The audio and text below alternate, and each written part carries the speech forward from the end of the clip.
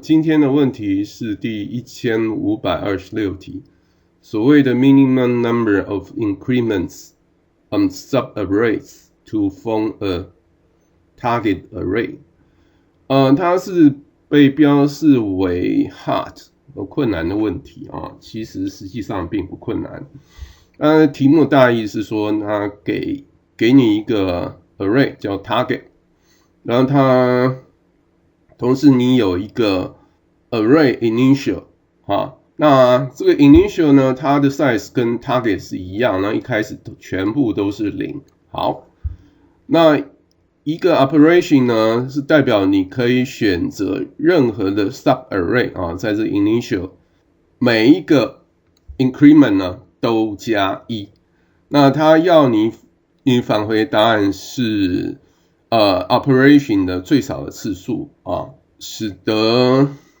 这个从 initial 呢去建造这样的一个 target 好，那他说所有的测试的test case 都它的答案都能够符合32位元的整数所以不会有 overflow 的问题。好，我们来看这里的例题看看这个例题大概就会解了。好，所以它这里给的例题第一题它给的是1 2 3 2 1，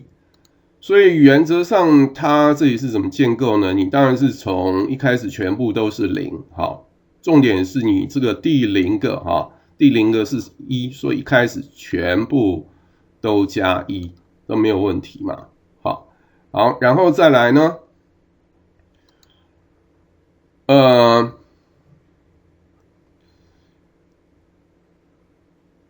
这个部分中间从第1个到第3个部分呢全部再加1，所以它中间变2。好，然后呢最中间的这个2再加1变成3。好，所以原则上3次，因为它这里的重点是 any subarray 所以这个会让这个问题变得非常的简单。好，那我们再看下面这一题，例题2，它的 target 是3 1 1 2，所以一开始你当然是要试图将前面的这个3一定要先有嘛这个是一定确定的，所以它这个一定是要到3所以你到3的部分。好，那我们后面可以看，所以它的一个步骤0到全部都是1，然后呢最后一个2它先做最右边，然后再考虑最前面它需要次数是4。好，那我们再看例题3，所以这边也是从全部都是0开始。好，那我们可以看它建构的方式2到3，然后后面呢它这边1，因为你这1已经有了，所以我们就考虑后面比1更大的，所以这边呢加到3 3 2然后这边在3 3的地方呢你再把它变成5 4，所以它需要7个。好，那我们看我们很快的解答这样一个问题。好，我们其实观察这3个议题，我们其实可以发现它其实有一个非常简易的公式。那个公式其实是什么？就是你第0项的值再加上连接的2项的差，大概你假设后面是大于前面你就把它加上去，如果是后面小于等于前面，当然就加0。好，所以我们可以有一个非常简易的公式透过这个公式我们可以直接实作。好，那我们这边 C++ 这边直接实作第一个方式我们这边就是先把 target 呢透过 adjunct difference 将它转换就可以转换成为我们需要公式那样的一个形态，至少呢 term 都有了。然后呢我们再把这些 term 呢再去做类似相加的动作，但是呢，我们这边它必须它的后面的它的值必须要大于0，好，所以这边我们加上一个 lambda。好，那我们看看这样的一个情况。好 ，OK， 那我们 submit 一下。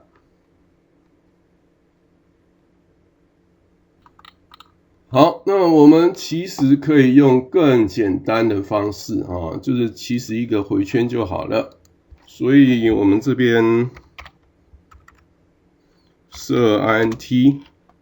一个是 n 的话当然是 target 的 size。然后我们要去返回的假设是 ans 啊，他是说32位元就可以了，所以一开始啊，它的 target 在0的值，然后回圈从1跑到 n 减1，所以 i 是小于 n。好。那我们这 ans 呢，你再加上，它最小值要0嘛，啊，能确保啊，它只要后面的一项比前面大，你就把它加上去嘛。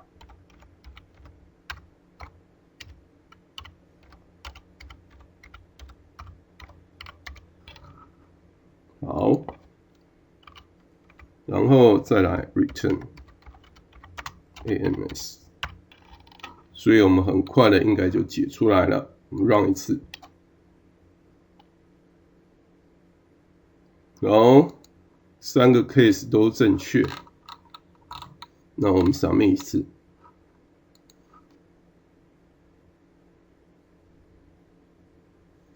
好，这个129个 case 都通过。那我们看一下成效，基本上是0毫秒。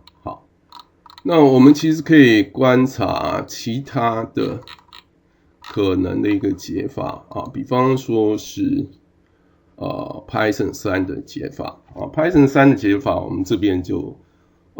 一样也是透过那个公式啊，当然这个原则上用一行解就可以了啊，因为我们这边用所谓的 zip 这2个list 的 zip， 然后你要记得要加上第0项。这个当然也是 OK， 那我们直接 submit 就好了。好，那其他的解答，比方说是 C 的解答，C 的解答基本上也都是跟前面都是类似的啊，这边应该都是正确，我们就不 submit 了。好，那另外Roofs 的情况我们也看一下啊，基本上也是透过回圈的方式啊。好，那这个我们submit一次啊，我们看一下结果。好，很好，原则上都是0毫秒。